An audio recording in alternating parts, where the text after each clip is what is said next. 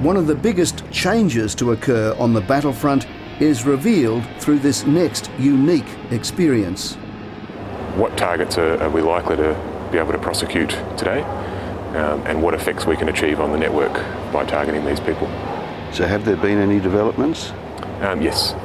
Last night we had a fair bit of information that came in that's enabled us to develop a series of mission plans, I guess you could say, that are basically sitting on the shelf waiting for this morning.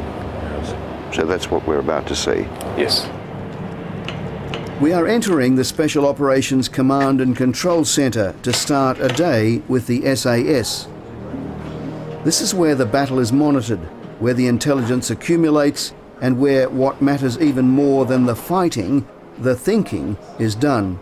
We've had plenty of occasions where we've had intelligence that's given us a start point, and then we start bringing other layers and fusing other forms of intelligence over the top.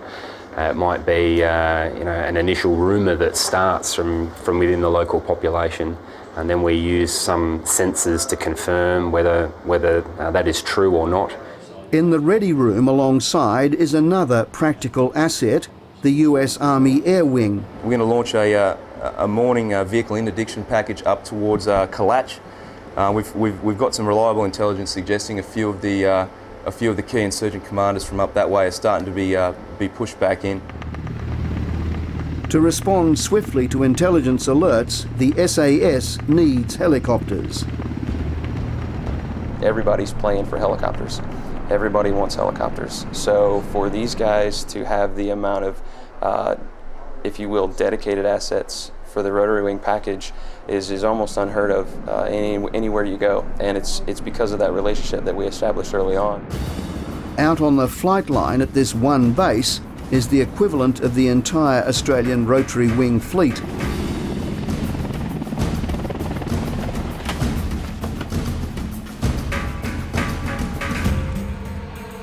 The two areas that we're focusing on is K2V and the Kalach Valley. There is reports that insurgent commanders are coming into the area, and we're going to restrict their freedom of movement by conducting vehicle interdiction along known rat lines, pretty much in this sort of area between the two valleys in this very canalised terrain. The Black Hawks will head north. The modern approach to long-range patrolling is a long way from the days when vehicles would roll out for weeks at a time into areas where you did not need to be Taliban to oppose all invaders. There's certainly instances of coalition being caught in the middle of crossfire between warring tribal factions. That is a feature of this battlefield, and that's what makes the job that the guys do so much more admirable. In modern warfare's version of random breath testing, one Black Hawk swoops down, a smoke grenade fired to warn the vehicle to stop. Observing one by motorbike with one by military-age male. Right, motorbike moving north and south, intensity to over.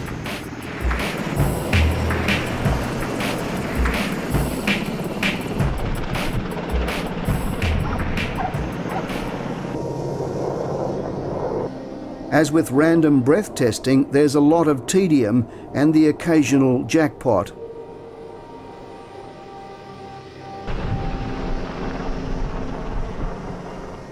Among the intelligence gathered are tests for indications of explosive residue and fingerprints, which can help convict bomb makers.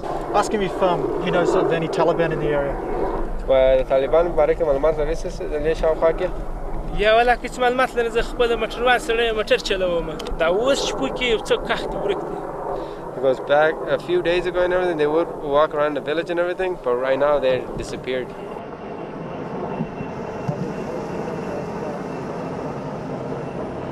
The search is undertaken while a second Black Hawk with snipers at the ready hovers above. In a week of interdiction missions, one rifle is recovered, 9 suspects are detained, and 1 insurgent is killed. While the results appear slight to the SAS, there is a positive. Usually at this time the fighting season peaks, but now fewer targets are presenting. Some of them are the very senior levels who feel that they've done their bit and that they have no desire to come back and risk their lives anymore. Next we go to the vexing question of trust following a series of fatal attacks on Australian soldiers by their Afghan partners.